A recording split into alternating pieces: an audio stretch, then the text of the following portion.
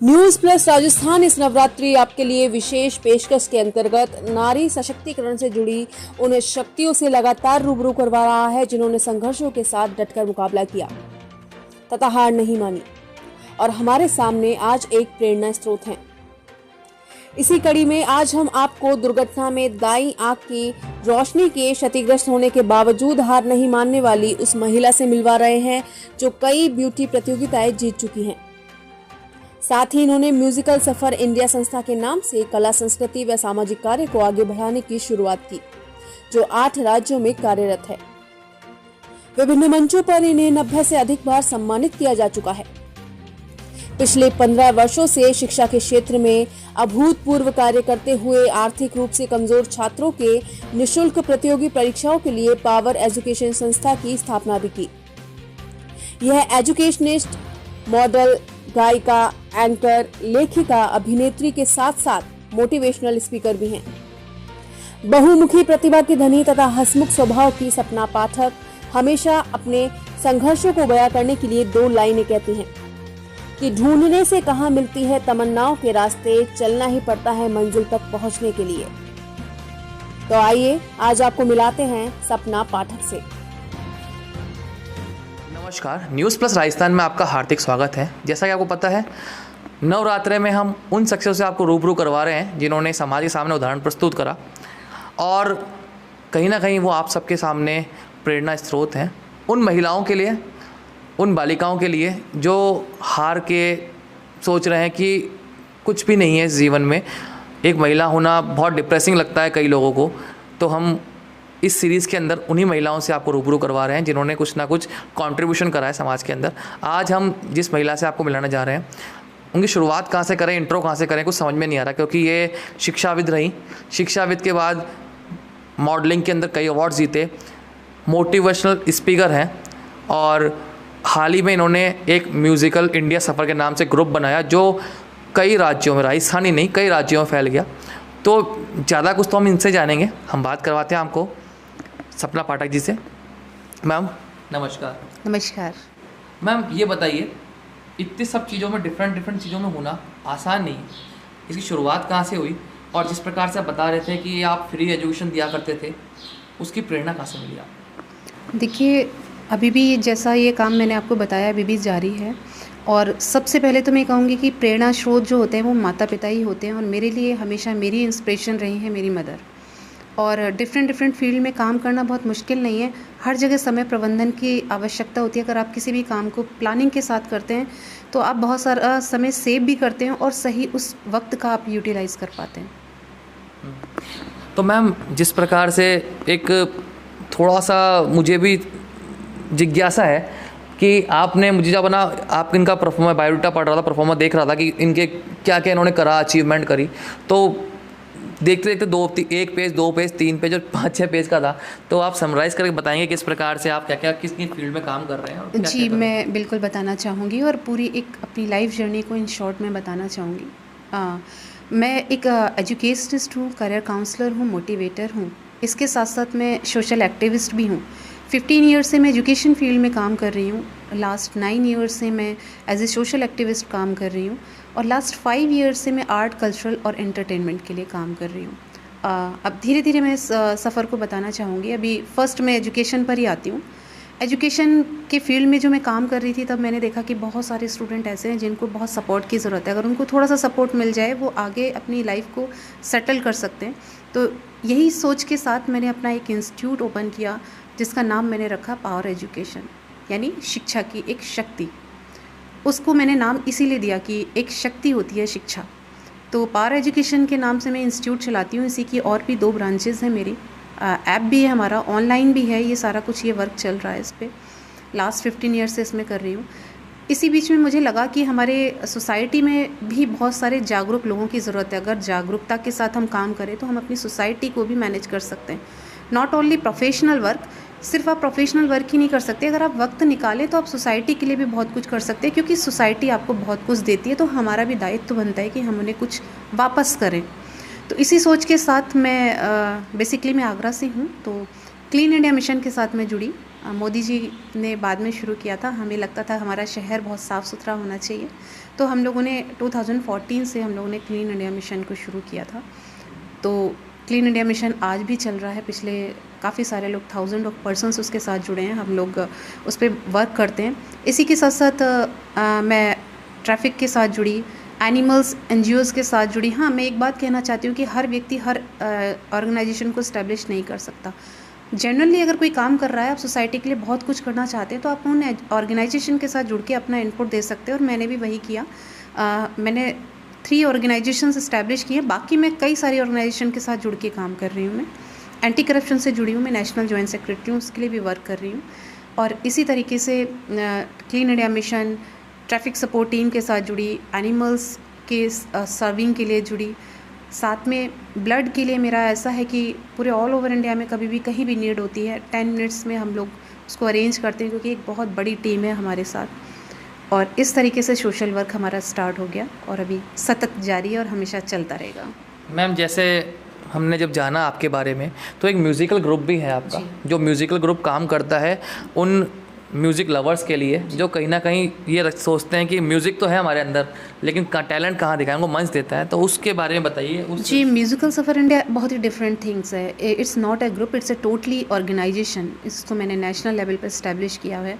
8 state में बहुत अच्छे से इस्टेब्लिश्ड है, अभी 4 स्टेट में और भी इस्टेब्लिशमेंट होने जा रहा है। म्यूज़िकल सफ़र इंडिया का जन्म कैसे हुआ, उससे पहले एक मैं कहानी बताना चाहूँगी। मैं सिर्फ एजुकेशनिस्ट थी, करियर काउंसलर थी, मोटिवेटर थी और सोशल एक्टिविस्ट थी। यही मेरी लाइफ थी और इतनी व्यस्तताएं थी उस वक्त। कहीं मेरा जो एक आर्टिस्ट जो था वो कहीं पर सोया हुआ था।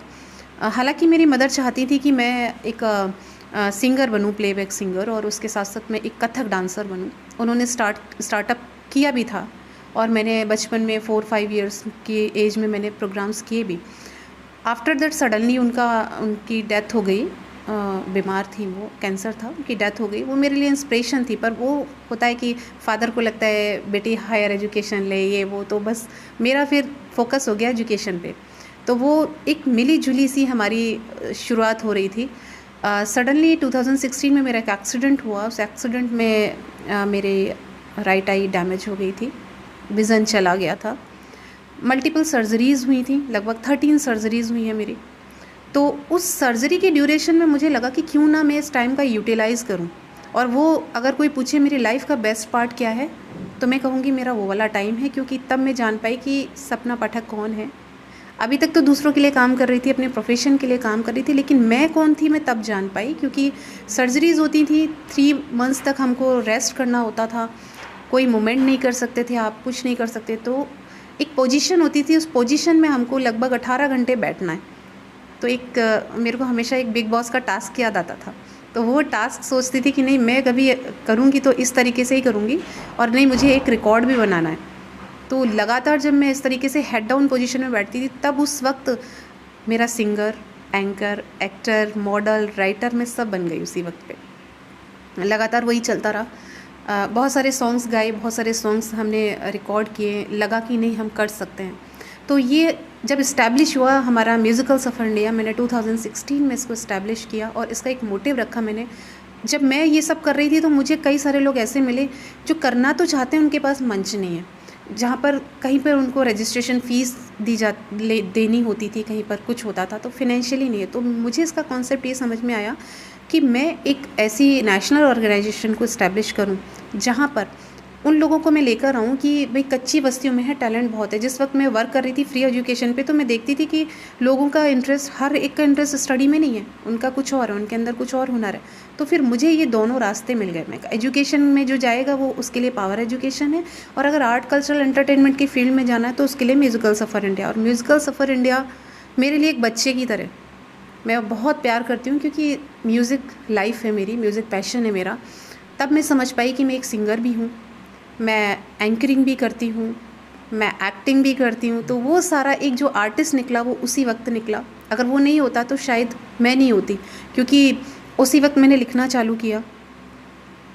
करना सब चाहती थी बट वक्त नहीं था, लेकिन वो वक्त मुझे तब मिला खुद से मिलने का, और वो आप सबके सामने है। मैं पिछले 5 साल से इसको कर रही हूँ। म्यूज़िकल सफ़र इंडिया एक इस्टेब्लिश नाम है, और उससे एफ़र्ट्स मैं कर रही हूँ। लगातार अपने हर मंथ हम शोज़ करते हैं और अलग अलग स्टेट में रहेंगे। और अभी रिसेंटली हमने जयपुर में किया है। सीज़न्स चलते हैं अपने, ऑनलाइन भी चलता है, ऐसे भी ऑफलाइन भी चलता है। लगातार सीज़न्स आ रहे हैं जिससे कि हमारे जो भी आर्टिस्ट हैं जो न्यू है, ग्रोन अप। और एक बात बताना चाहूँगी, म्यूज़िकल सफ़र इंडिया सिर्फ यही नहीं है कि बहुत इस्टेब्लिश लोगों के लिए, इसके लिए अलग अलग है। हम professional, non professional, beginner, learner और जो आर्थिक रूप से इस सिचुएशन में है कि वो नहीं आ सकते मंच पे, सबके लिए काम करता है। हम प्रोफेशनल्स जो हैं, हम उनसे अपने जो लर्नर बिगनर्स हैं उनसे हम कहते हैं कि इनको सिखाइए, इनको ट्रेनिंग दिलवाइए। जितना हमें आता है, ईश्वर ने जितना ज्ञान हमें दिया है, हम उसको शेयर करने की कोशिश करते हैं। तो इसी तरीके से म्यूज़िकल सफ़र इंडिया एक ऑर्गेनाइजेशन है, बहुत ही प्यारा, बहुत खूबसूरत सा परिवार है। लगभग 500+ आर्टिस्ट पूरे ऑल ओवर इंडिया से जुड़े हुए हैं और एक बहुत ही अच्छा सा मतलब ऑर्गेनाइजेशन ये चल रहा है। मैम, हमारे दर्शकों के लिए कुछ गुनगुनाना चाहें आप, छोटी सी लाइन? जी बिल्कुल। मोटिवेशनल सॉन्ग जो है मैं आपको बताना चाहूँगी, जिस वक्त मेरी सर्जरीज़ हुआ करती थी तो मैं एक सॉन्ग बहुत सुना करती थी। पिछले 2016 से लेकर अभी तक मैं उस सॉन्ग को सुनती हूँ क्योंकि बहुत ही मोटिवेशनल है। और सॉन्ग है, ये मत कहो खुदा से मेरी मुश्किलें बड़ी हैं, ये मत कहो खुदा से मेरी मुश्किलें बड़ी हैं, ये मुश्किलों से कह दो मेरा खुदा बड़ा है। आती है आंधियाँ तो कर उनका खैर मकदम, आती है आंधियाँ तो कर उनका खैर मकदम, तूफान से ही तो लड़ने खुदा ने तुझे गढ़ा है। ये मत कहो खुदा से मेरी मुश्किलें बड़ी हैं, ये मुश्किलों से कह दो मेरा खुदा बड़ा है, मेरा खुदा बड़ा है, मेरा खुदा बड़ा है। तो देखा आपने कितना अच्छा गाना गाया इन्होंने कि मुश्किलें बड़ी नहीं है, खुदा बड़ा है। मैम, मैं ये जानना चाहूँगा उन लड़कियों के लिए आप क्या मैसेज देना चाहेंगे, उन महिलाओं के लिए जो नारी सशक्तिकरण की बहुत पढ़ते भी, अखबारों में सुनते भी, लेकिन वो डरते हैं कि नारी और समझते नहीं नारी सशक्तिकरण होता क्या है।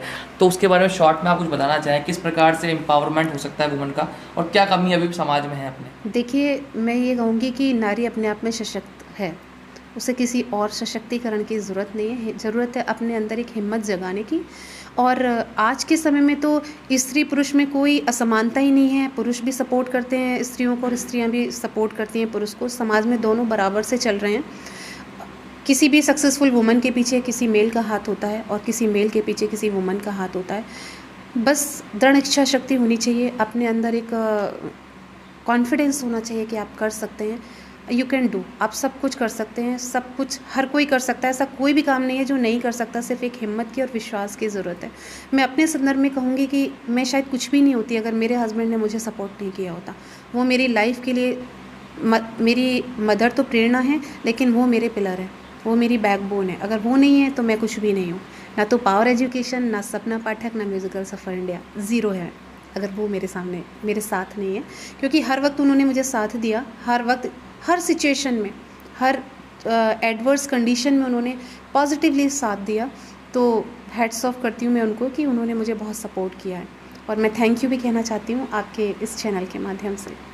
तो देखा आपने, अगर हौसला और जज्बा हो तो व्यक्ति अपनी कमियों को भी अवसरों में बदल सकता है। जिस प्रकार से बताया 2016 में मैडम का एक एक्सीडेंट हुआ, उसमें एक आंख चली गई, उसके बावजूद उन्होंने एक नए सफ़र की शुरुआत की। उस पीड़ादायक मोमेंट में जब एक जगह स्टेबल रहना पड़ता था, 18 घंटे उन्होंने अपना म्यूज़िक को पहचाना, अपने शौक़ पूरे करे, लेखन को जारी रखा।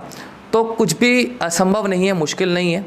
हम तो यही कहेंगे एक्चुअल में इस नवरात्रे में असली दुर्गा और ताकत है वो इस तरह की महिलाएं हैं जी। और मैं भी 2 लाइनें आपके इस चैनल के माध्यम से कहना चाहूँगी।